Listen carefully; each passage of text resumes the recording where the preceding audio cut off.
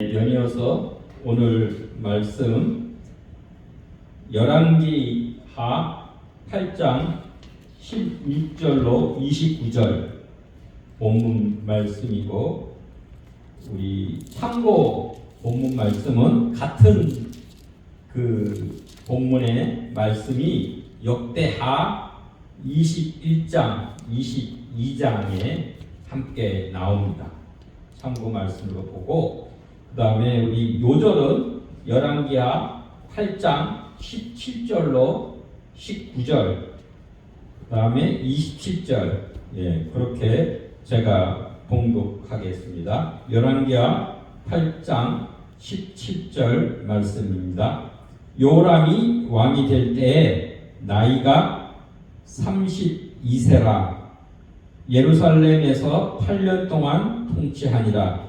그가 이스라엘 왕들의 길을 가서 아합의 집과 같이 하였으니, 이는 아합의 딸이 그의 아내가 되었습니다. 그가 여호와 보시기에 악을 행하였으나 여호와께서 그의 종 다윗을 위하여 유다 멸하시기를 즐겨하지 아니하셨으니, 이는 그와 그의 자손에게 항상 등불을 주겠다고 말씀하셨음이더라. 그 다음에 27절 한 절 더 보겠습니다. 아하시아가 아합의 길로 행하여 아합의 집과 같이 여호와 보시기에 악을 행하였으니, 그는 아합의 집의 사위가 되었음이로라. 아멘. 하나님의 말씀입니다. 열왕기하 8장과 9장 그 문맥을 보면, 열왕기하 8장의 전반부는 북이스라엘 왕조에 대한 역사입니다. 즉 그 수넴 여인, 그 엘리사에게 세심한 배려를 한 수넴 여인이 엘리사의 그 말을 따라서 이제 이 땅에 7년 가뭄이 드니까 블레셋에서 가서 거주하다가 가뭄이 끝나면 오너라. 그렇게 해서 블레셋에 갔다가 7년 후에 자기 땅으로 귀환을 했어요. 오니까 7년 동안 그게 주인 없는 땅이 되니까 다른 사람이 차지해서 거기서 난 농사 소출을 다 취하고 그 땅도 다른 사람이 가지고 있는 거예요. 그래서 그 여인이 그 왕에게 나와서 그 자기 하소연을 합니다. 그랬을 때 왕이 그 얘기를 듣고, 그때 마침 게하시가 엘리사가 행한 큰 일이 무엇이냐라고 그 묻는 가운데 바로 이 여인이 와가지고 그 얘기를 듣고 감동이 돼서 그간 7년 동안 밭에서 난 모든 소출과 그 땅까지 다 돌려주도록 명을 했습니다. 그 다음에 이제 중반부에는 이제 아람 나라, 아람 왕의 왕조의 이야기가 나와요. 그 얘기는 이제 엘리사가 그 다메섹, 아람의 수도가 다메섹이에요. 이스라엘의 수도는 사마리아고, 그래서 다메섹으로 갔는데 그때 그 소문을 듣고 베나닷 2세 아람 왕이 병이 들었어요. 마침 그래가지고 자기 신하인 그 하사엘을 보내서 내 병이 낫겠는지 그 한번 물어보도록 해라 라고 그러면서 성물을 잔뜩 보냈어요. 낙타 40마리에 그 좋은 아람에서 나오는 좋은 물품을 잔뜩 실어서 보내면서 물었어요. 그럴 때 그 엘리사의 신탁이 내가 하나님께 병이 낫는지 물으니까 그 병은 낫는다. 굿뉴스죠. 또 하나, 그러나 내가 다른 일로 인해서 죽을 것이다. bad news. 두 가지를 다 들려줘요. 그 얘기를 듣고 이 하사엘이 이제 그 왕에게 가서 당신이 병이 낫겠나이다 그러면서 그 말을 굿뉴스만 전하고 그 이튿날 왕이 누워 있는데 그 하사엘이 이불에다가 물을 적셔가지고 그 왕 얼굴을 덮어서 질식사 시키고만 그러니까 반역이 된 거죠. 이 베나닷 2세가 진짜 자기 위험이 무엇인지 그 문제가 무엇인지 모르는 거예요. 즉 옆에 있는 신하의 반역 그로 인해서 자기가 살해당하는 것이 진짜 위험인데 자기는 지금 당장 자기에게 나타난 이 병만 생각을 한 거예요. 그러다가 죽임을 당한 얘기가 중반부에 나오고 이제 오늘 하반부에는 다시 이제 남유다 왕조 이야기를 합니다. 그래서 두 왕이 나오죠. 전반부에는 우리 여호람 왕이 나오고 하반부에는 아하시아 그의 아들 아하시아 이야기가 나옵니다. 그러다가 이제 9장에 들어가면 다시 북이스라엘 왕조의 얘기가 나와요. 예후가 등장해서 엘리야의 예언대로 이 아합 가문 오므리 왕조를 완전 멸문지화 그 가문에 속한 모든 남자는 한 명도 시도 안 남기고 다 죽여버려요. 심지어 외손자까지 죽이는 그러한 이 역사가 일어납니다. 그게 이제 9장, 10장. 그러고 나와서 이제 11장에는 다시 또 남유다. 그 아합의 딸, 이세벨의 딸 아달랴가 이제 유다에 있는 이 아하시아 자기 아들이죠. 아들의 그러니까 손자 그에 속한 남자도 왕족들을 다 죽여버려요.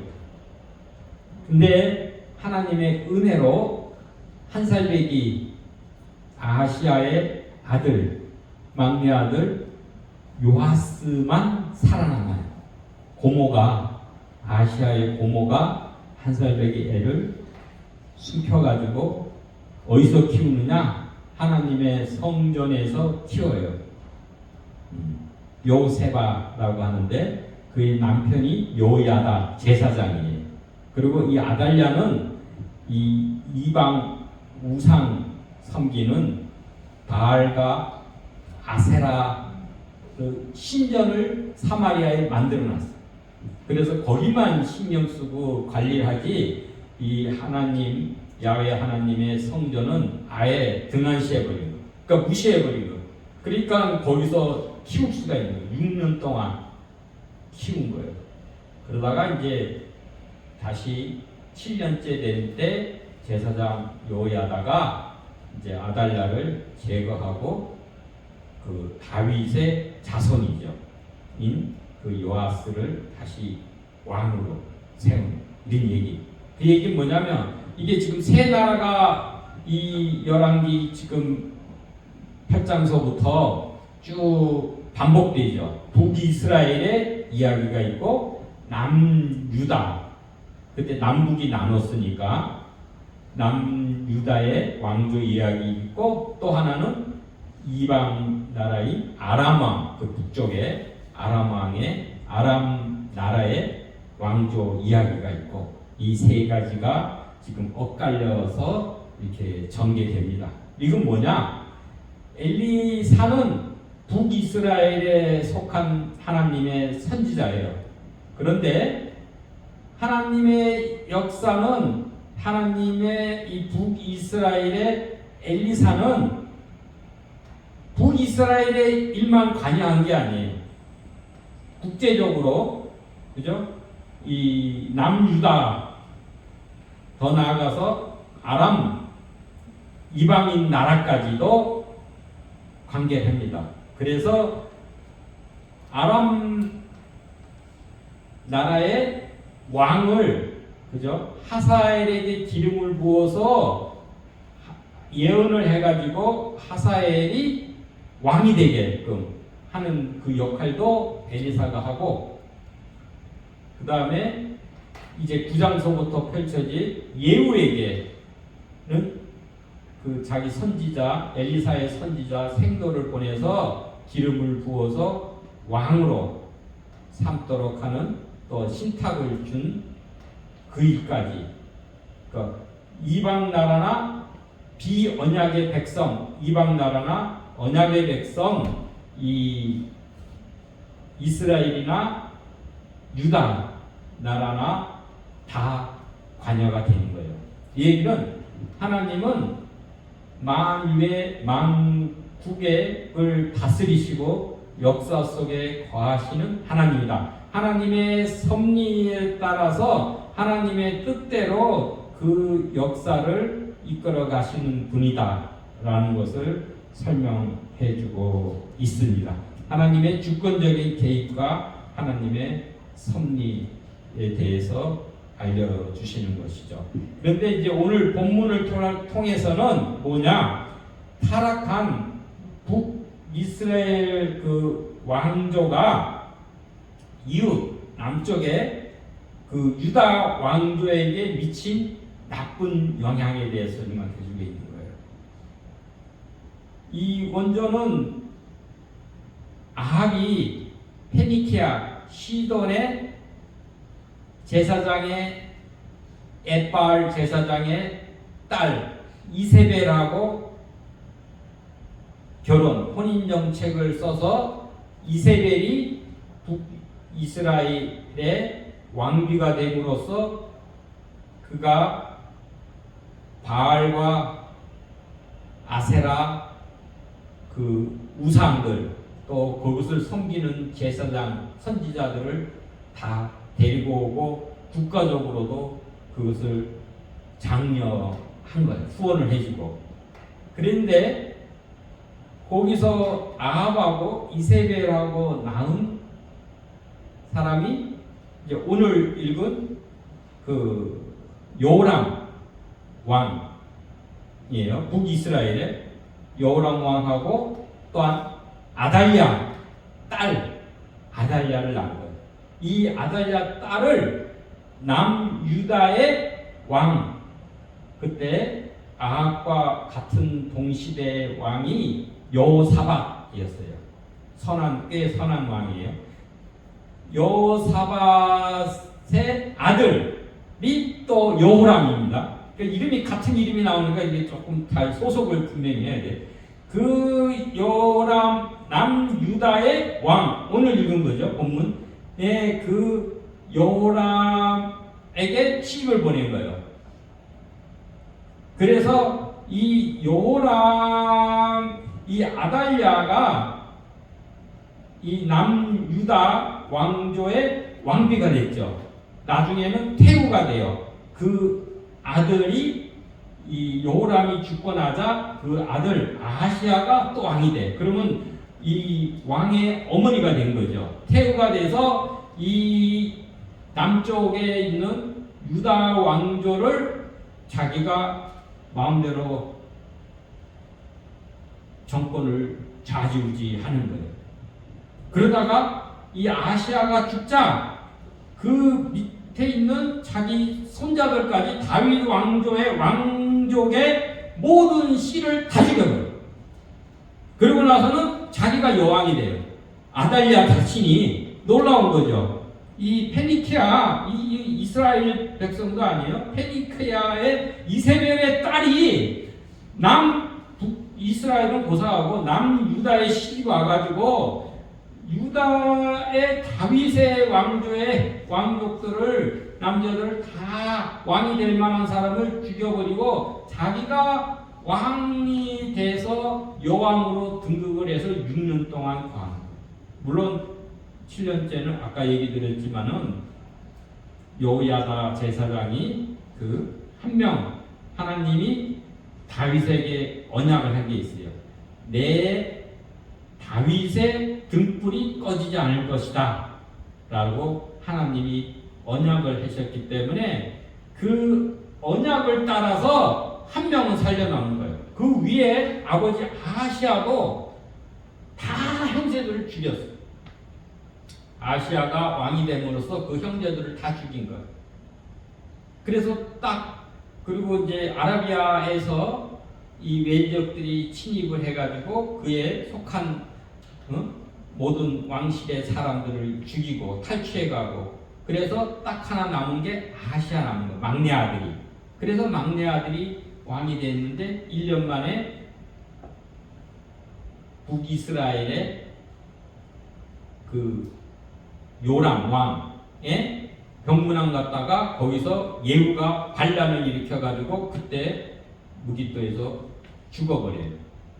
그래서 아시아 하나 낳고 아까도 그래가지고 다 전멸할 뻔했다가 하나님이 요아스 한 살 되기 하나만 살려줘서 6년 후에 요아스가 7살 되던 때 이제 아달랴를 제거하고 이제 다시 다윗의 그 가문이 이어져 내려오는 거예요. 그런 게 이제 역사입니다. 그래서 이게 왜냐면 여기서 역사의 교훈을 얻는 거는 악한 자와 동맹 또한 동행 하면 이 선한 자도 악한 자의 길을 가게 되는 거예요. 우리 초록이 동색이다라는 말이 있죠.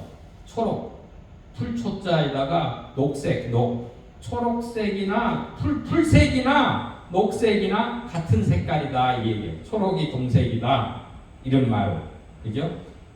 그러니까 우리가 누구하고 관계해서 교제하고 결혼하고 사귐을 하느냐가 굉장히 중요한 거예요. 그 영향이 크게 받게 되는 것이죠. 그래서 우리가 반대로 주님과 선한 사람하고 믿는 사람하고 같이 동행을 하고 사귐이 있고 그 길을 가면 주님과 가면 우리의 살 길이 열리고 또한 생명과 그 진리에 이르게 됩니다. 그래서 잠언서 13장 20절에도 지혜로운 자와 동행하면 지혜를 얻고 미련한 자와 사귀면 해를 받느니라 라고 하셨어요.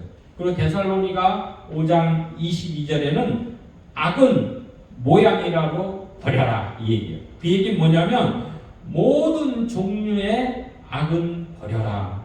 악은 근처도 가지 말고 쳐다보지도 말아라. 그런 얘기예요. 왜냐? 오염되니까 전염이 되기 때문에 그죠? 까만 연탄 공장에 들어가면은 내 옷이 흰 옷에 연탄재가 묻게 마련이죠.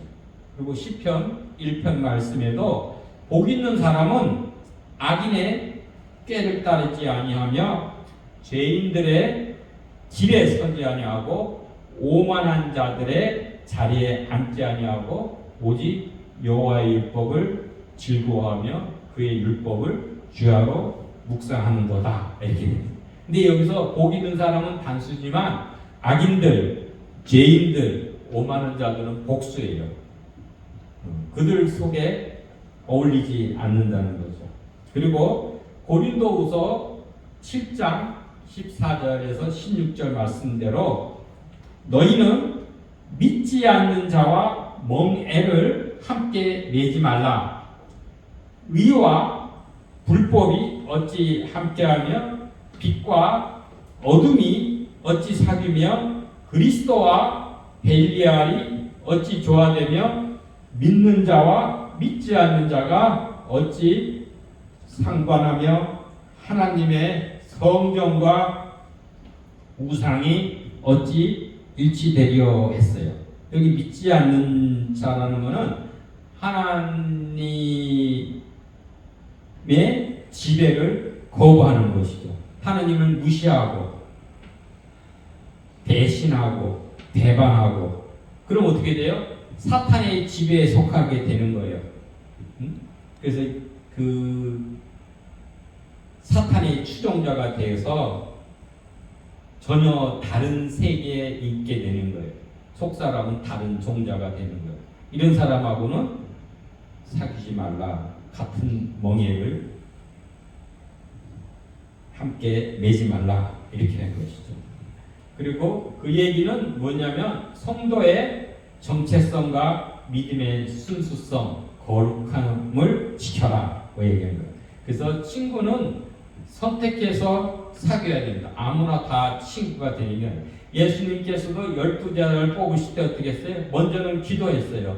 하나님의 뜻을 구하고 그 다음에 예수님이 원하는 사람들을 제자로 택하여 세우셨다고 했습니다.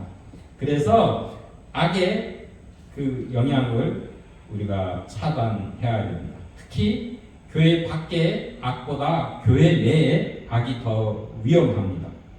고린도전서 5장 11절 말씀에 만일 어떤 형제, 교회 내에 있는 사람이 형제라고 칭하니까 일컫는 자가 음행이나 탐욕을 부리거나 우상 숭배를 하거나 모욕을 하거나 술 취하거나 속여 빼앗는 자, 속이는 자, 강탈하는 자는 사귀지도 말고 그런 자와 함께 먹지도 말라라고 분명히 고린도전서 5장 11절 말씀에 기록하고 있는 것이죠. 두 번째는 하나님을 배반하여 버리면 주변 나라 또 다른 사람도 마찬가지로 부메랑이 되는 거예요. 그 사람을 배반하게 되는 거예요. 여기서도 마찬가지로 이 유다, 남유다가 하나님을 배반하여 버리니까 남유다에 속했던 에돔이 배반하고 또한 이 민나도 배반하고 여기 20절, 22절에 나오잖아요. 그리고 또한 지금도 지근이들 그런 거예요.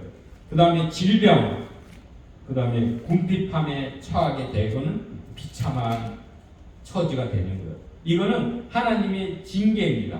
디스플린. 근데 하나님의 징계의 목적은 죄를 회개하고 하나님께로 돌아오게 하는 것입니다.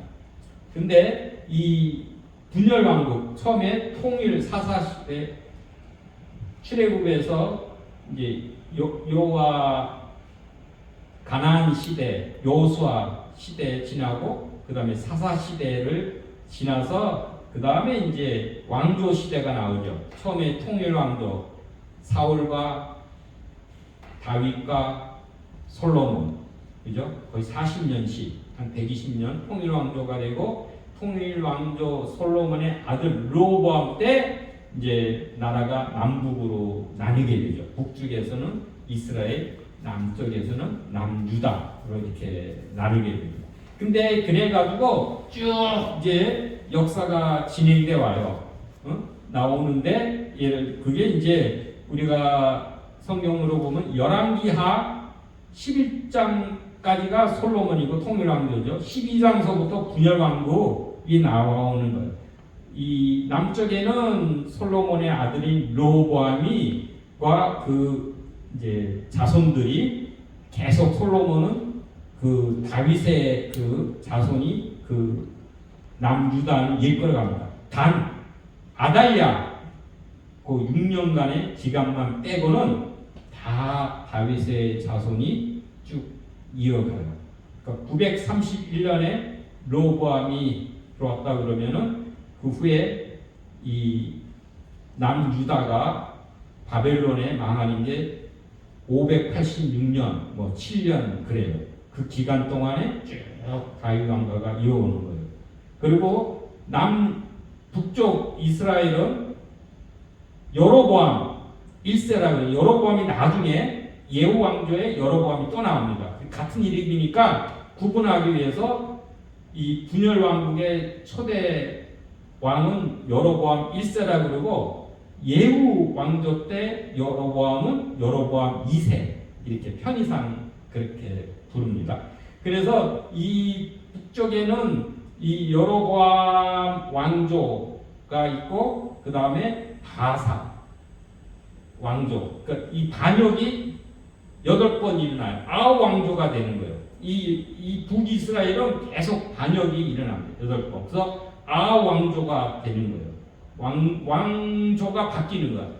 구테타가 일어나가지고 반역이 일어나서 그 왕을 죽이고 다른 사람이 또 왕이 돼서 내려오고 그것을 계속 반복을 해서 아홉 왕조가 있게 됩니다.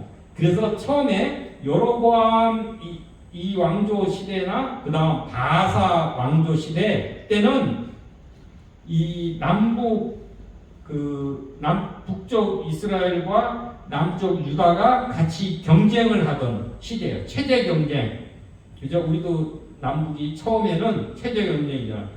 북쪽 체제가 더 번영하고 올바른 체제냐, 아니면 남쪽 체제가 더 잘 살고 이게 좋은 체제냐, 이걸 경쟁하듯이 그 박 대통령하고 예를 들어서 김일성하고 경쟁 시대, 그죠? 남북 경쟁 그 시대가 한 60여 년간 이어와요.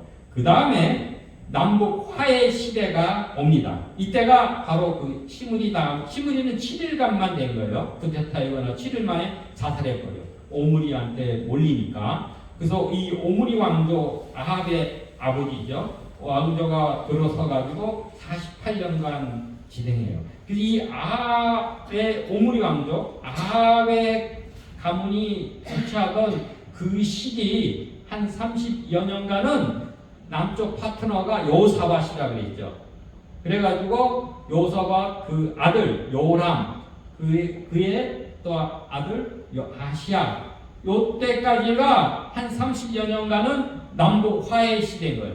서로 사돈 맺고 동맹국이 돼가지고 북이스라엘이 전쟁을 하면 남쪽에서도 그 동맹 조약에 따라서 그 북이스라엘의 지원군으로 참여하는 그런 시기가 지납니다.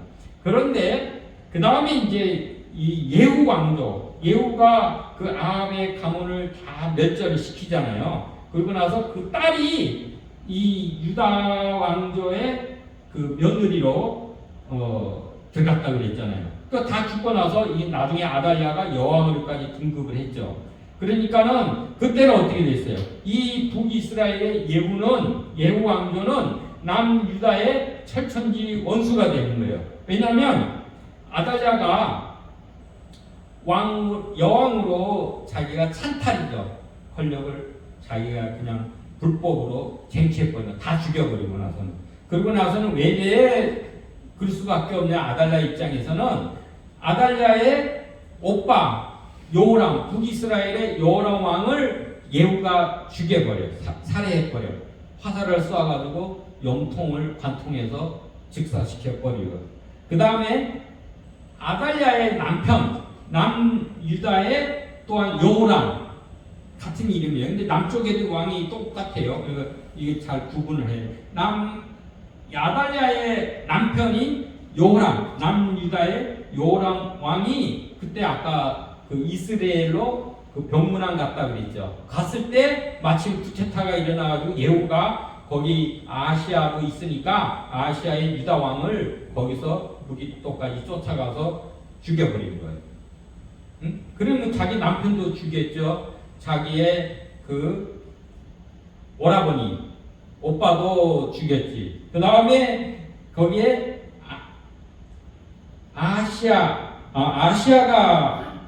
그렇게 아시아까지, 그 다음에 거기에 속한 그리고까지 다 죽이니까는 이 남북이 이 단절 시대로 갈 수밖에 없는 거예요. 그래서 한 100년 가까이 예후 왕조 때는 이 남북이 이 단절 시대가 된 거고, 그 다음에 이제 아시리아 정복 시대가 옵니다. 그래서 그 후에는 예후 왕조 후에는 북이스라엘이 급격히 약화되고 구타태가 계속 일어나요. 살렘 왕조, 그 다음에 무하엠, 베가, 호세아 때 들어서서 이제 아시리아에게 북왕국이 멸망을 하게 됩니다. 그 아시리아 정복 시대, 북왕국이 멸망, BC 722년에 멸망할 때 그때 남쪽에 유다의 왕이 히스기야 왕이었어요. 그때 멸망하고 아시리아 정복 시대를 맞이하게 되고, 그 다음에는 이제 북왕국이 멸망을 하게 되니까 유다 왕국만 남은 시대가 돼가지고 문하세에서부터 그 다음에 시드기야까지 그때가 이제 남유다만 존재하던 그런 시대로 이렇게 나눠지게 됩니다. 그리고 이 북이스라엘이나 남유다의 이 왕들의 이야기가 아까 성경에는 섞여 있잖아요. 남북쪽 이스라엘 얘기도 나오다가 또 갑자기 남유다의 그 이야기 나오다가 그 다음에 또 아람 나라의 이야기도 나오다가 막 이렇게 섞여 있고 이름도 동명이인이 4명이 돼. 그러니까 북쪽 이스라엘의 왕의 이름하고 남쪽 유다의 왕의 이름이 똑같은 이름을 가진 왕이 4명씩이나 겹쳐서 나온다. 아하시야, 여호람, 요아스, 요아스가 돼요. 그러니까 이걸 잘 구분해서 소속이 어딘지 지금 이 성경이 남유다의 얘기인지 북유다의 얘기인지 그걸 잘 구분해서 이렇게 봐야지, 안 그러면 이름만 보고 이렇게 보면 이게 혼돈하기 십상입니다. 그래서 이 아시아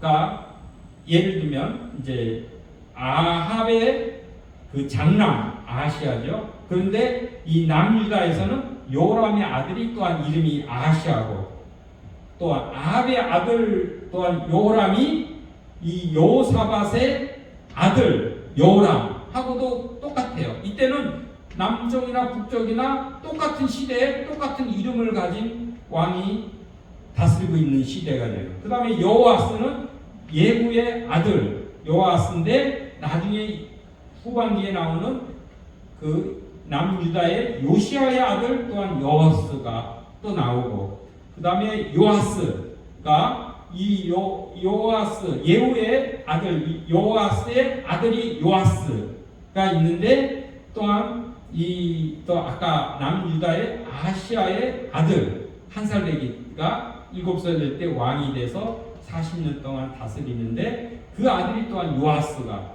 되고, 이렇게 해가지고 되니까 그거를 잘 구분해서 보시면 되겠습니다. 뭐 간단치는 않아요. 근데 사이에 이렇게 살펴보면은 구분이 됩니다. 그러면 오늘의 본문으로 들어가면 두 왕, 남유다의 5대 여호람 왕이 등장합니다. 이 여호람 왕은 단독 그 통치를 8년을 했어요.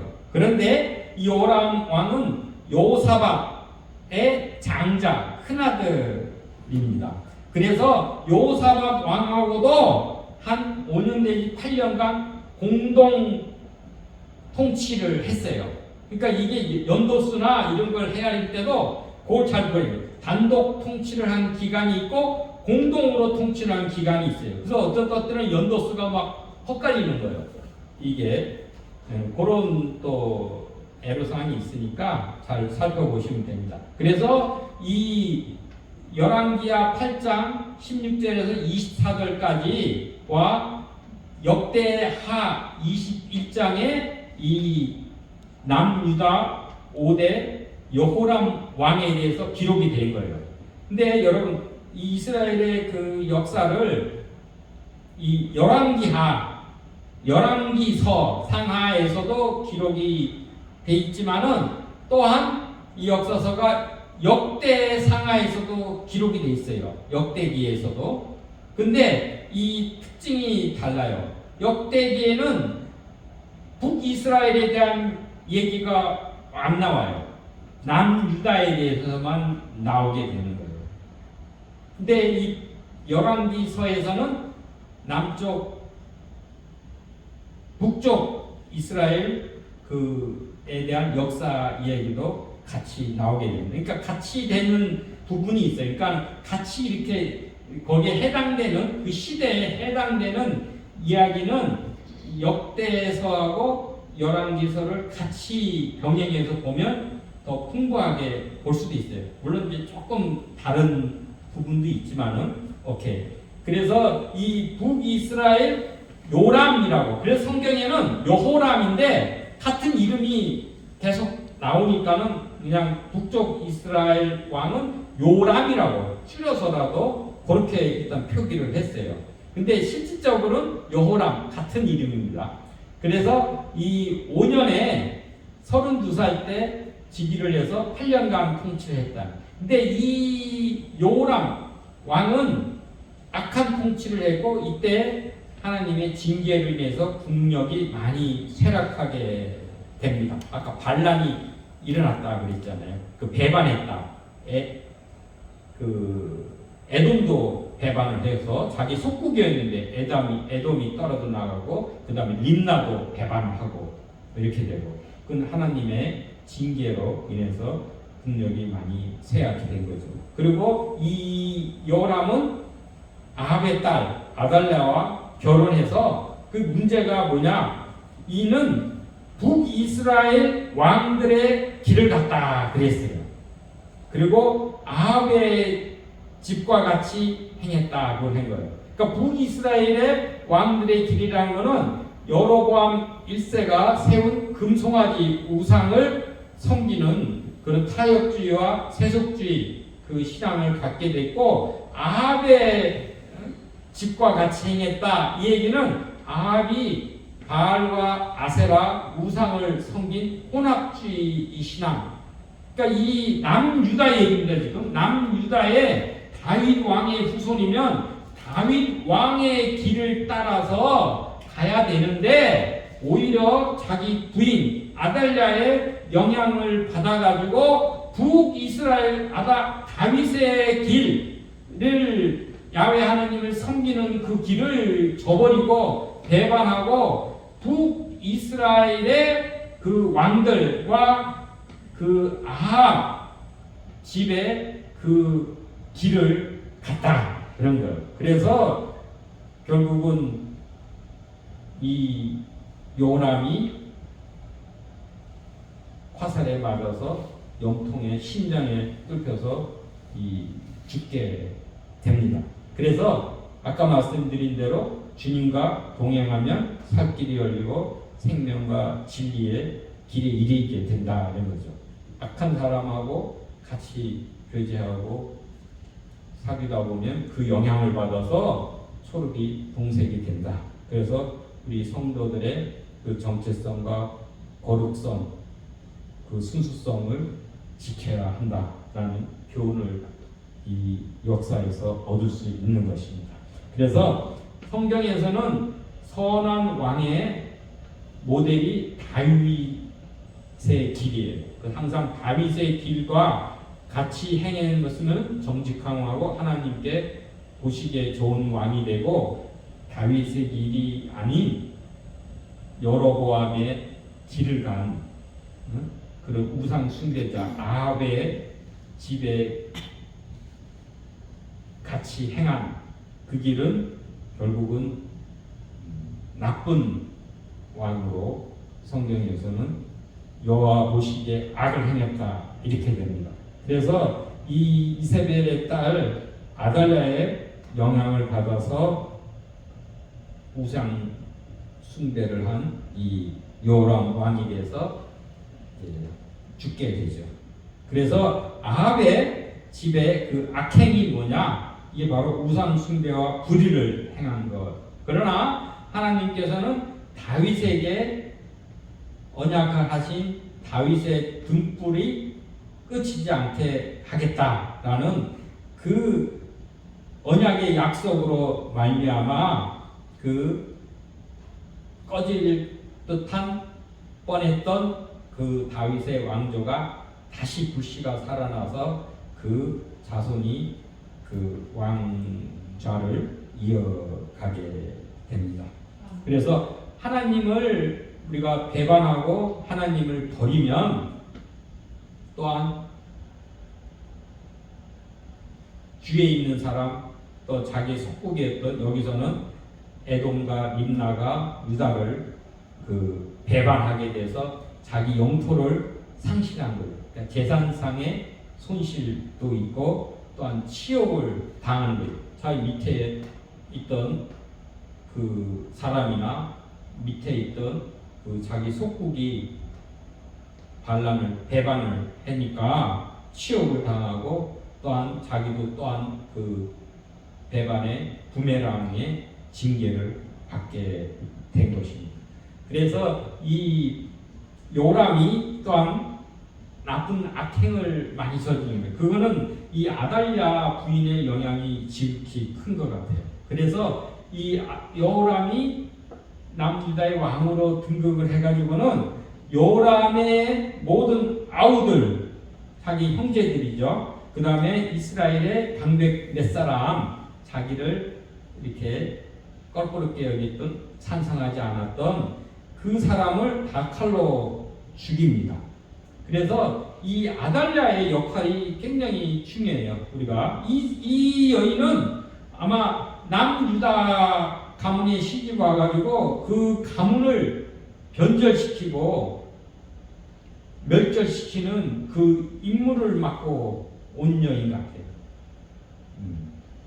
그러나 그래도 그 왕자가 끊이지 않고 이어진 것은 순전한 하나님의 그 다윗의 등불을 지켜주시겠다는 그 헤세드 그 언약으로 그 아시아와 또한 손자 요아스로 그 대가 왕자가 이어가게 됩니다. 그리고 이 요람은 산당을 또한 많이 세워가지고 이스라엘 주민으로 음행을 하게 되고 유다를 미혹을 했습니다. 그리고 이제 엘리야가 하도 이 아합의 집과 같이 남유다가 그렇게 행하니까 편지를 써요. 그래서 너가 이렇게 하면은 하나님께서 유다 백성과 요람의 자녀, 네 자녀죠. 그 다음에 요람의 아내들 모든 재물들에게 큰 재앙을 내리신다고 심판을 경고를 합니다. 그리고 또 너 요람은 창자에 중병이 들어서 창자가 빠져나온다고 예언을 해요. 그런데도 회개치 않아가지고 결국은 창자에 병이 들어가지고 2년 만에 창자가 빠져나와가지고 요람 왕은 죽게 8년 만에 왕이 된 지 8년 만에 죽게 됩니다. 그리고 또한 이방 나라 아라비아 사람들이 침략을 해서 왕궁에 있는 모든 재물, 그 다음에 요람의 아들들, 아내들을 다 탈취해 간 거예요.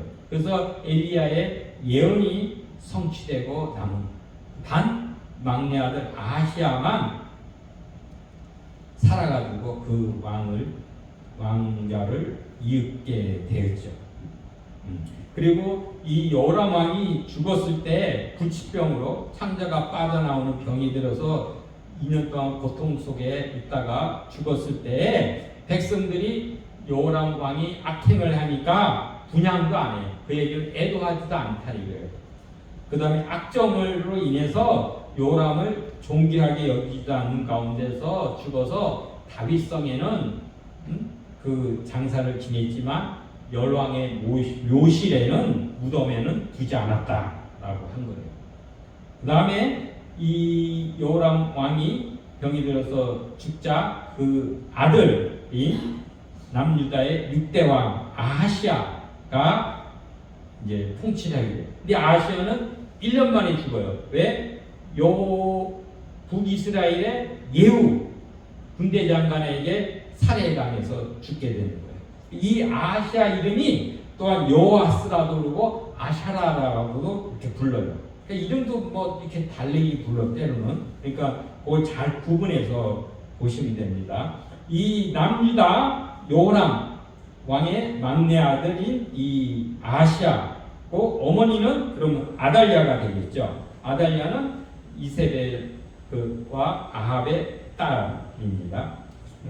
그 어머니가 되는 거예요. 그래서 이 북이스라엘 요람 왕 제12년에 22세의 나이로 즉위해서 예루살렘에서 1년을 통치했다. 이 이야기는 열왕기하 25장 8장 열왕기하 8장 25절서부터 29절까지 나오고 역대하 22장에 기록이 되어 있습니다. 이 어머니 아달랴 태우죠. 이 영향으로 해서 배후 조종으로 인해서 이 아하시아는 아합의 길로 행했고 여호와 보시기에 악을 행했다고 한 거예요. 그래서 이 아합의 아들 요람이 과 군사 동맹을 맺게 되겠죠. 그 요람은 누구냐? 이 아하시아의 그 외삼촌이 되겠죠.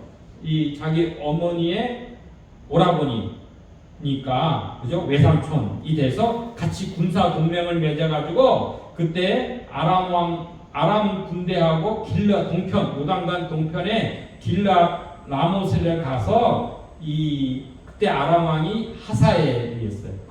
북이스라엘하고 전쟁하는데 참여를 하게 된 거예요. 그래서 길리앗 지방에 있는 그 라마 성읍에서 이 북이스라엘의 요람 왕이 부상을 입어가지고 치료하러 그 북이스라엘의 별궁이 이스라엘로 돌아온 거예요. 그때 아시아 남쪽의 유다의 아시아 왕이 자기 외삼촌이죠.를 병문안하러 그 이스라엘로 갔다가 거기서 예후가 반란을 일으켜가지고 요람은 현장에서 예후가 쏜 그 화살이 예후의 영통 심장을 깨뚫고 나와서 즉사하게 되고 그것을 반역인 것을 알아챘을 때 이 남유다의 왕 아시아는 도망가죠.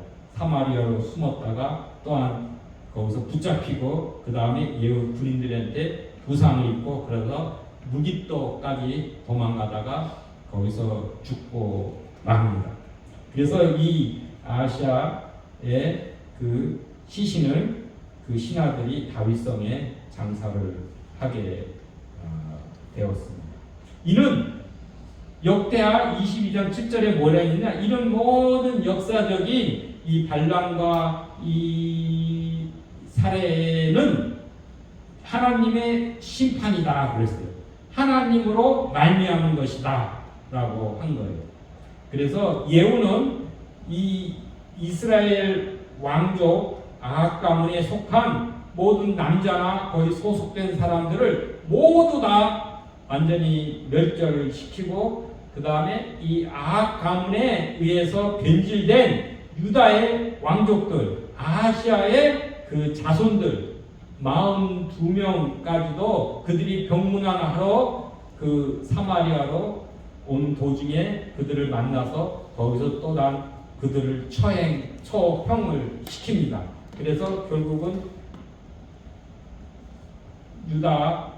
다윗 왕가의 그 요아스 아기만 한 명 살아남게 된 거죠.